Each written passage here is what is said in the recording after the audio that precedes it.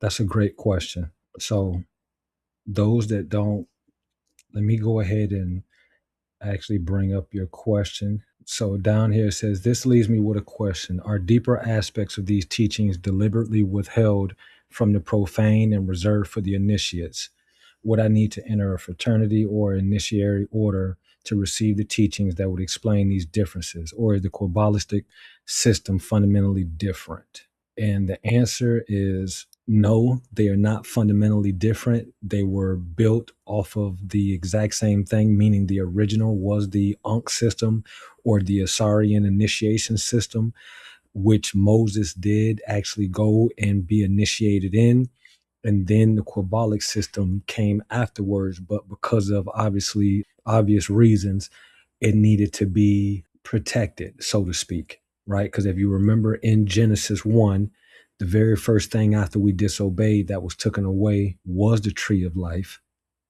And in Revelations 22, what Yahshua brought back was the tree of life. That was the reward. So before I go into the tree and how exactly the Ankh and the Ausarian initiation system, which is what I'll call it from now on, and the Kabbalic system are the same, let's just go back and look really quick at some dates. So if we come in here, we can see Pythagoras goes to Egypt, Socrates goes to Egypt in 470, but right here we see Moses is born 1393, and we know he spent about, I think it was till he was 80 something in Egypt before he left.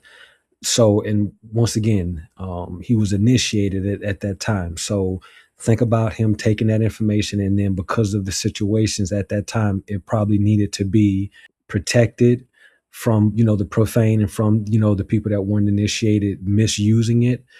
And maybe that was okay for a while because we were in the age of Pisces. We're now in the age of Aquarius, which is the thinking man, where instead of being led and being a follower, which is exactly what the age of Pisces was about, we're now going to individually lead ourselves, become one with God ourselves, know God ourselves without any intermediaries. This is the thinking man. This is the highest level. This is the divine plan, as you will see when I start going over this graph here in a second. But the point I want to make here is that Moses, for whatever reason, may have felt like it was, needed to mask some of this. But I can't tell you personally, if you get into the higher levels of the Kabbalah and their initiation system, if they break down stuff the way that I'm getting ready to. I don't know if they open it up. I do know at the beginning it is obscure, like it's all over the place. So I hope this gives you a lot of clarity and definitely answers your question and let you know you were on the right track and to stay on that track, whether it's you going to Africa or doing your own studies here, because you can also do that as well. So the very first thing I want to do is we're going to start out. The whole point of both of them is that you are a divine spiritual being made in the image and likeness of God. When it says at the beginning of Genesis, let us go down and make man in our image, this is what it's talking about. Each one of these is a different aspect. Each sphere, right, is a different aspect of God. And your job, because we only come to this earth with one of them activated, the rest are dormant, and you'll see that as well once I start going over the zodiac part of this.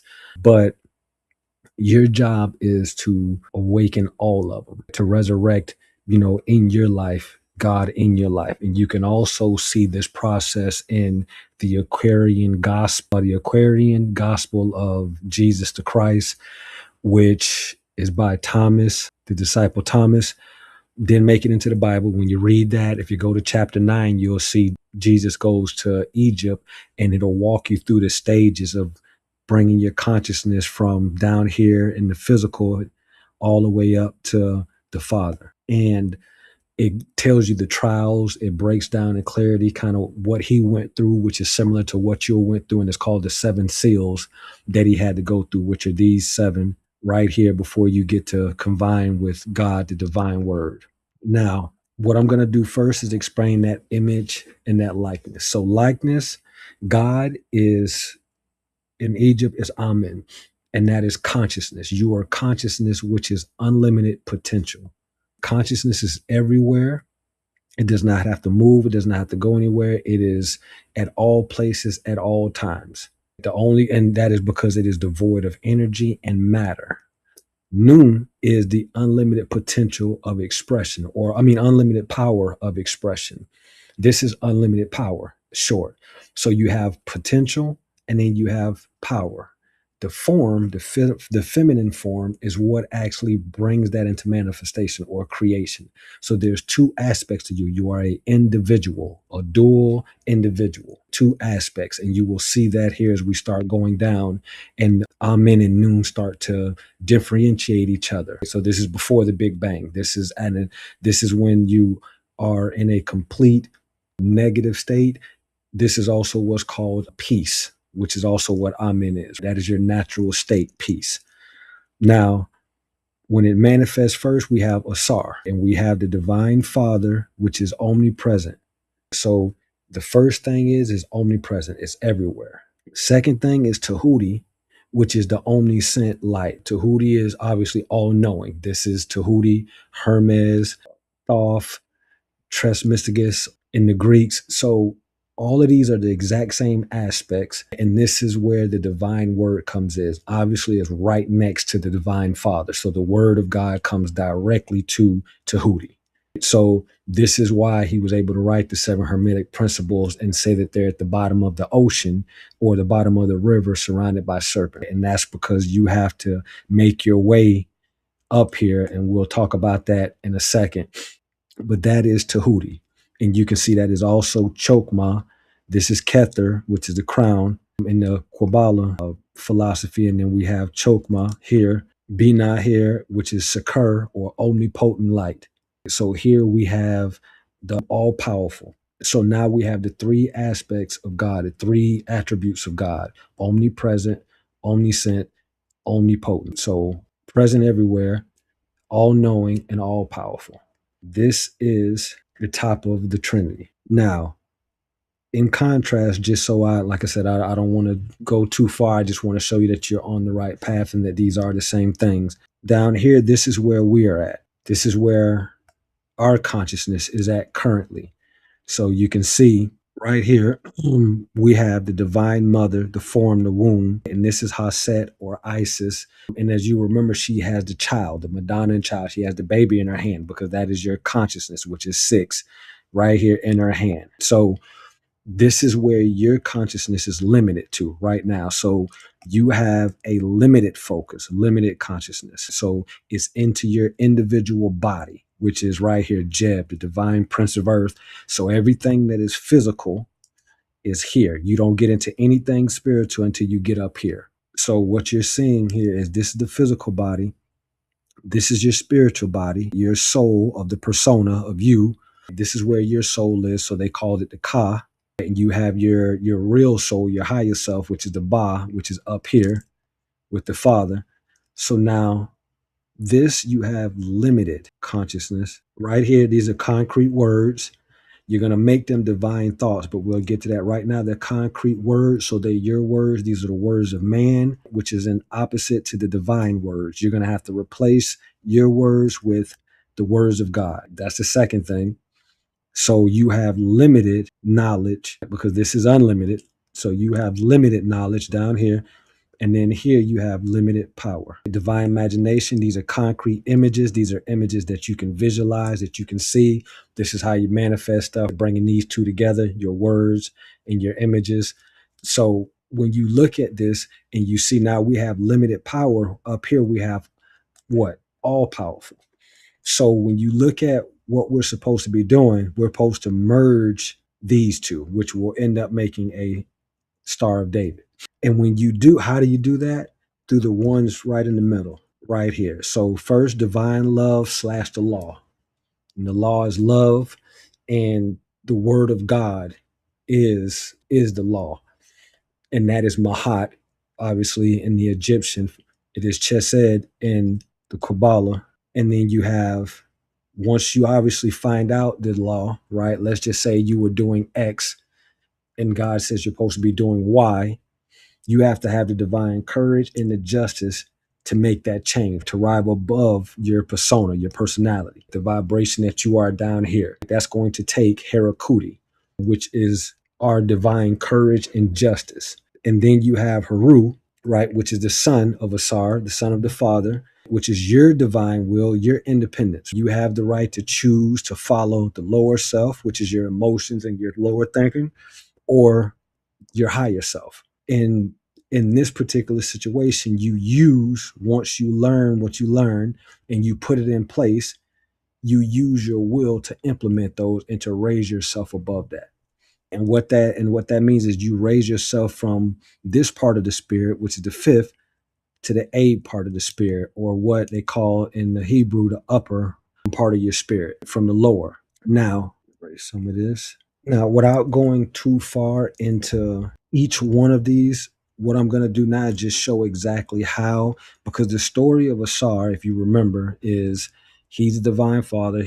He was the first, and his brother Set killed him out of jealousy and then cut his body up into 14 pieces and scattered it throughout the lands. And what you're going to see here as I start to break some of this down is stuff from all over the world being combined right back into one, because that is your job, is to assimilate all these pieces back. Set, which is the left part of the brain, right, which is separate, segregating things, which is not neither good or bad. It's just that's what its function is to separate things. But if it doesn't have the other part, which is the right side of the brain, which is unity on how things also go together, it will separate everything, church and state, male and female. It will separate everything, meaning that is the way that it operates, and that is the disunity, the disharmony, because everything, as you're going to see, is interdependent and it depends on each other. That is the divine plan. That is where we're actually heading. When Jesus says, or Yahshua says,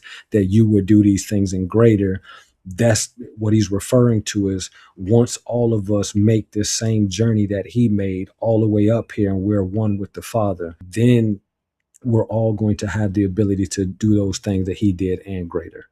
And he came to be the pattern, not to be a one-off. And it also says that in the Aquarian gospel, I came to be a pattern for others, for them to see. So being a pattern, saying that he's coming to be a pattern, looking at everything that I've learned from the Ausarian initiation out of Egypt, I understand that this was freely given. One of your comments says that this was only for the elites. That wasn't so. The elites might have been the only ones that had the money to put the monuments up, but anyone that had this in the prefix of their name, Asar X, Asar B, Asar D, that person in their tombs, that was someone who accomplished this. And that was because it was open for everyone. We're all divine beings and have that right and that potential. But we all also have a divine will, our independence. We have a right to choose. All right. So now let's start about the process. So, and one more thing. So if we come over here just to see, this is obviously the Kabbalistic Tree of Life. And you can see it has everything, the earth, the foundation, so on, and they have the archangels in here. And if you look at the archangels' names and then look at, so for example, Metatron, and look at the attributes of Asar, they're the same, which is why I got Metatron up here, Christ consciousness manifest. So what we're going to do now is we're going to go ahead and just show you quickly the process. So first things first, Yahweh or Yahshua. We keep, I keep saying that name because I'm trying not to use Jesus, because I want to draw a point here. So his name when he was here was Yahshua. That's point. That's important. Yahshua, when you point it out and look at it, is Yahshua. Yahshua is Yahweh is salvation, right? And then when you look at this, Yod, which is the Y, is the first three. Hey, which is 4 through 6, which is the H. Wav, which is these three, which is the V. And then Hey, which is the 10, which is the last H. And what you have here, first of all, is male, female, male, female. And that is because that is what you're combining. When you look at this, left side of the brain right side of the brain, masculine, feminine, left side of the body, controlled by the right side of the brain, also feminine, masculine, right side of the body, controlled by the right side of the brain, also masculine, also masculine. If you look at the colors, purple, this is also Saturn, Jupiter, Mars, the Sun, Venus, Mercury, the Moon, and the Earth. Let's move it. So we got, I'm going to use that here in a second. So we got purple, blue for Jupiter, red for Mars, yellow for the Sun, green for Venus, orange for Mercury, and black for the Moon. Why was it taken away from us? That there's so much that everything can be understood through this tree, because this is how God created everything. Even the creations, the six creations, 1, 2, 3, 4, 5, 6, rested on that because everything was done. Everything had made its way down. So when you look at this and you take purple and you add blue, you get red. If you add blue and red, you're going to get purple. If you subtract it, you're going to get yellow. Blue and yellow will give you green. Red and yellow will give you orange. So not only are these being created, because this is a hierarchy, they're in their positions based on the hierarchy, obviously the father being at the top. So when you look at this, you're not only seeing that colors and how to make colors, mix colors, the vibrate, because these are, remember, colors are actually vibrations. These are natural. These are things that we actually see. These ones that have colors are also the 7 personality types, the ones that I just said that each one of us are born with. One of us are Marshall, right? Mars. Some of us are Mercury, good with our words. Some of us are artistic, Venus, more lawyers, Jupiter, right? So all of these, we're born with one of these active. And then our job is, because of our divinity, is to activate all of them. And you do that moving up. So to now break that down, you can also see Saturn. So if you look at the hours of the day, each hour of the day is ruled by a specific planet. Now, if you look at that and you go, and we're going to look at the zodiac here in a second, but if you just look at the fact that each hour of the day is ruled by a planet, each month is ruled also by a planet, you'll start to see exactly why Saturday was the Sabbath and why it shouldn't have been changed to Sunday. That is the beginning of the week, not the end. Saturday is the end. And you'll see that because that is you making it all the way up here. But if you got Saturn, if you were to start on any day on, let's say, Thursday, you're going to start with Jupiter. The very next hour is going to be ruled by Mars. The very next hour will be ruled by the Sun. The very next hour will be ruled by Venus. The very next hour will be ruled by Mercury, the Moon, and then it will go back up to Saturn, and then it will continue. And then you would do that for 24 hours. And guess what? The very next day will start off with the planet that rules that day. So if this was Thursday, the very next day will be Friday. You will start off right here on Venus. The very next planet that ruled that next hour will be Mercury, and it goes through. And the reason why Saturday is the Sabbath is because that is the only day out of the week where the energy flows exactly how it originally did. Every other day there's a start to something. You're supposed to be doing something. As you can see, there's dates all through here. There's things that you're supposed to be doing. But what I want to do first before I get off the planets and go to the zodiac is bring your attention to these times, 25,920. That is, and it says 18 in beta. That is how many breaths you have per day. 18 breaths per minute. Healthy person, if you check your pulse, 18 breaths per minute. That is also the number of 666, which combines to be 18, 3 different levels: spirit, mind, body. You're vibrating. That is your vibration. And that is when you're conscious, because as I said, you are consciousness. That is when your consciousness is externalized on the left side of the brain. Therefore, you are paying attention to the world. You are out in the world. That is 18 breaths. Your brain is now vibrating at about the beta levels, what they would say. If you do that for the day, 25,920. What does that have to do with the planet? Well, I mean, the planets, the Earth circumference is 25,920. The zodiac completely around right? All the way around the zodiac, starting from Aries all the way around to Pisces, 25,920. And what you're going to see is if you was to take that, that's how many breaths. If you want to externalize your consciousness, which is get from the left side of your brain, which is where we're currently at, so we can see things, we got things separated, and get over to the right side where you can now start to exercise your will. You can start now, they call it the astral world, the metaphysical world. This is where you can now start to operate in there, program yourself, and then start to overcome those things that are limiting to your personality. So to do that, if you cut your breath in half to 9 breaths per minute, that is 12,960, you are now in the alpha state. That is in the trance state. As you will know, Isis or Haset has the throne on her head, the seat on her head with the baby. That is the original Madonna and child with the baby in her arms.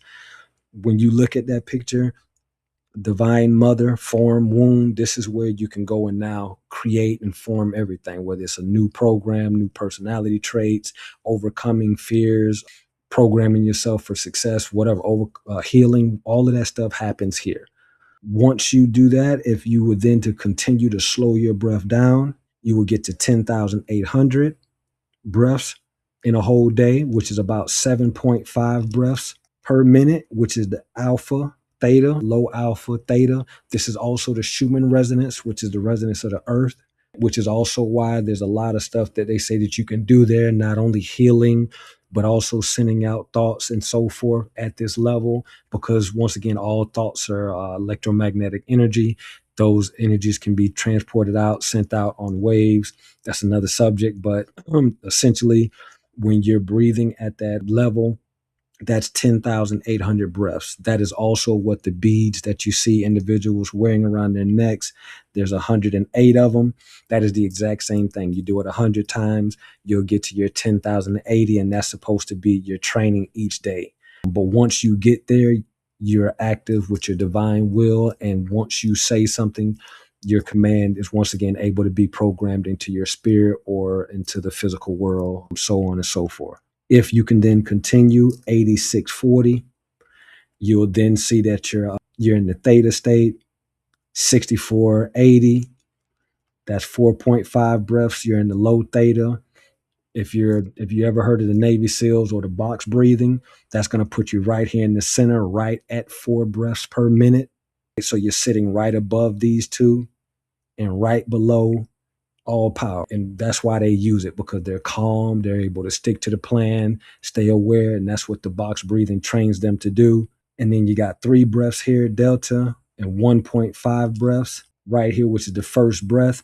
And if you looked at number 2,160, every sign of the zodiac is 2,160 years.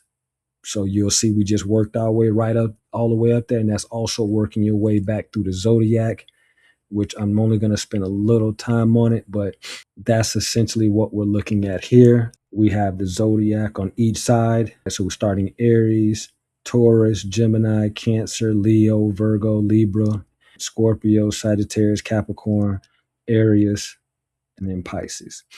And this is the energy going around your body, starting right here.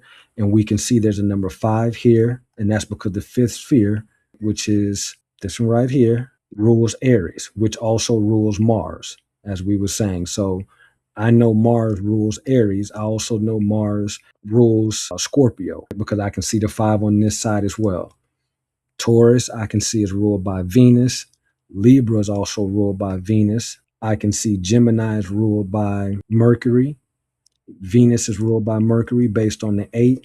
And what I'm doing here is I put the zodiacs around, and then I started to realize that not only was this energy traveling around your body, I got the Leo in the middle of your center, your will, and then you see the 3, 6, and the 9.